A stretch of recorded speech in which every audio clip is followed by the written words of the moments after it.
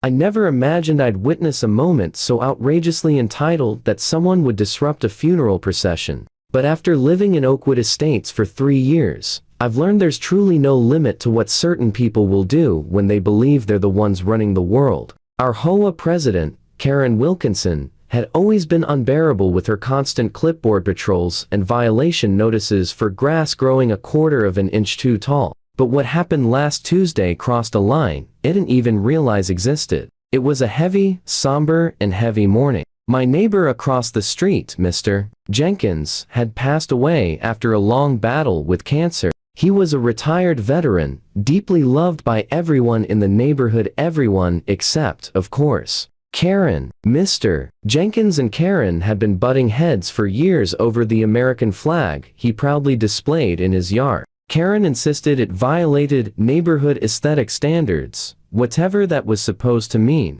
The man had served his country for 3 decades, but apparently his patriotism clashed with Karen's precious vision of suburban perfection. The funeral procession was scheduled to pass through our neighborhood because Mr. Jenkins had specifically requested in his will to take one final trip past the home he cherished. His family coordinated with local police to make sure the procession would be respectful and properly escorted. I stood outside on my lawn with a group of neighbors waiting quietly, ready to pay our respects as the line of cars with their headlights on came through. That's when I saw Karen stomping down the sidewalk, her face twisted into that familiar expression of self-righteous outrage that always spelled trouble. She wore her usual uniform crisp khaki pants, a polo with the HOA logo stitched across the chest, and that absurd lanyard with her laminated president badge swinging from it. She'd gotten it printed at a local shop, a detail that never stops making me roll my eyes. "What exactly is happening here?" she barked, glaring at us as we stood respectfully by the curb. "Why is everyone loitering? This is a violation of community guidelines. Section 4.3 clearly states, 'We're waiting for Mr. Jenkins' funeral procession,'" Mrs. Abernathy whispered gently. "They'll be coming any moment now."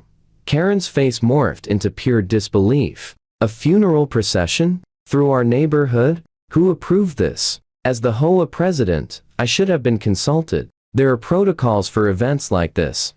I couldn't stop myself from stepping in. "Karen, it's a funeral procession. They already have police escorts and permits. The family doesn't need HOA approval." She turned toward me with the disdain had practically become used to. Ever since I'd successfully appealed her petty mailbox violation at a community meeting, making her look foolish in front of everyone, I had become her favorite enemy. "I don't recall speaking to you, Mr. Harrison," she said with an icy smile. "And for your information, any organized activity affecting traffic flow requires board approval. It's in the bylaws." Before I could respond, we heard the distant wail of a police siren, signaling the procession's approach. Everyone around me fell silent out of respect. Everyone except Karen, who was angrily tapping away at her phone, likely messaging her board loyalists who never questioned her extreme interpretations of the rules. The police motorcycle led the way into the street, followed by the hearse carrying Mr. Jenkins' flag-draped casket.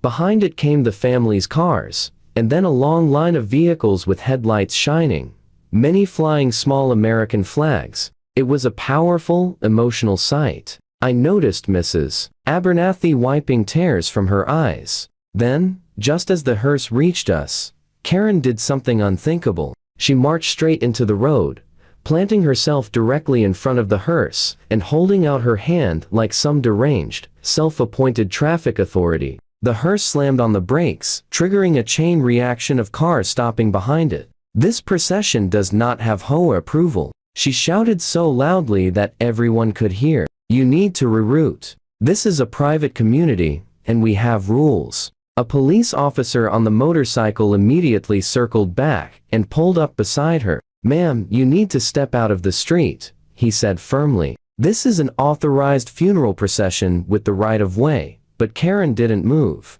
Instead, she puffed out her chest and flashed that ridiculous badge. "I am the president of this Homeowners Association," she declared. "We did not authorize this procession through the neighborhood. I have the authority to deny entry to unauthorized vehicles." I could barely process what I was seeing. Another officer in the procession pulled up, and Mr. Jenkins' son stepped out of his car, grief and shock written across his face. "Ma'am," the first officer said, losing patience, "it is a criminal offense in this state to interfere with a funeral procession. Step aside now, or I will have to place you under arrest." That should have ended things. Any reasonable person would have backed down, learned an apology, and stepped out of the way. But if there's one thing I've learned about Karen Wilkinson, it's that she is anything but reasonable when someone challenges her authority. She actually laughed at the officer. "You can't arrest me for enforcing community guidelines on private property. I know my rights. This procession violates our bylaws section 7.2 regarding unauthorized parades and processions." Her tone was dripping with smugness. The officer gave Karen one final warning, which she completely ignored. Still standing firmly in front of the hearse with her hand raised like she owned the entire street. What happened next was both shocking and, I'll admit, incredibly satisfying. The officer calmly stepped off his motorcycle, pulled out his handcuffs, and informed Karen she was under arrest for obstructing a funeral procession, disorderly conduct, and refusing to comply with a lawful order. The look on Karen's face was unforgettable, pure stunned disbelief melting into outrage as she realized this was actually happening. "You can't do this," she shrieked as the officer gently but firmly guided her arms behind her back and secured the cuffs. "Do you know who I am? I'm the president of the Oakwood Estates Homeowners Association." "Ma'am, I don't care if you're the president of the United States," the officer replied calmly. "The law applies to everyone. Interfering with a funeral procession is a criminal offense that carries a fine of up to $5,000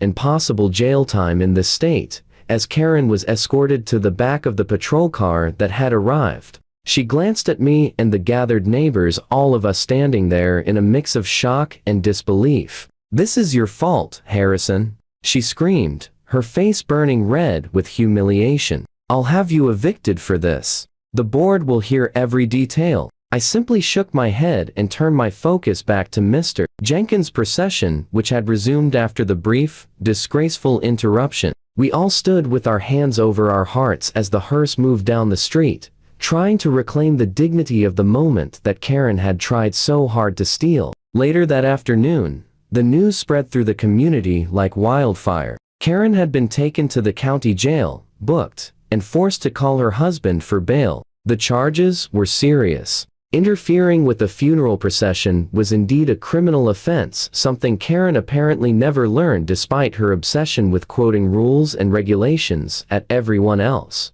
The best moment came 3 days later when an emergency HOA board meeting was announced. I attended along with what felt like every single homeowner in the entire neighborhood. The room was so packed that people were lining the walls and spilling into the hallway. The meeting was called by the vice president, Tom, a reasonable guy who had often tried, and failed, to rein in Karen's more extreme interpretations of the bylaws. In light of recent events, Tom began, looking uncomfortable but resolute. "The board has voted to remove Karen Wilkinson from her position as president of the Homeowners Association. Effective immediately." The room erupted in applause. I glanced toward Karen, sitting in a corner with her arms tightly crossed. Her face was twisted with fury, but beneath it, I could see the realization setting in that she had finally crossed a line she couldn't wiggle her way back from. Once the noise settled, Tom continued, "Additionally, the association will issue a formal apology to the Jenkins family for the disruption to their loved one's funeral procession. And finally, our legal counsel has informed us that the association's insurance will not cover Karen's legal expenses, as her actions were entirely outside her authority." At this, Karen bolted upright. "This is outrageous. Everything I did was to protect this community and uphold our bylaws." "You can't just—" "The bylaws include a clause regarding board members engaging in conduct detrimental to the community," Tom interrupted, holding up the same rulebook Karen had weaponized against us for years. "Your actions brought negative media attention, exposed the association to potential liability, and most importantly caused harm to a grieving family in our neighborhood." The vote was unanimous. I watched the color drain from Karen's face. The financial consequences were sinking in. She would have to pay for her own legal defense, likely thousands of dollars, and potentially face a hefty fine if convicted. And that was just the start. Karen worked as a real estate agent specializing in HOA communities. This kind of scandal would be devastating to her career. "You'll hear from my attorney," Karen sputtered, clutching her designer handbag and her ever-present clipboard. "This is a witch hunt. I won't tolerate it." Her voice cracked, betraying the crumbling confidence behind her anger. As she stormed toward the exit, she paused beside my chair and leaned down. "I hope you're happy, Harrison," she hissed so only I could hear. "You've wanted this from the beginning." I looked up at her calmly. "Actually, Karen, all I ever wanted was for you to follow the golden rule, just the HOA rules." Apparently, that was asking too much. Her face twisted in rage, but for once, she was speechless. When the door slammed behind her, I couldn't help thinking that justice sometimes arrives in unexpected forms. For an HOA tyrant who had spent years making everyone miserable with her petty power trips and selective rule enforcement, there was something poetic about her downfall being caused by ignoring the laws that actually mattered, not petty mailbox colors, but basic human decency and respect for a grieving family honoring their loved one.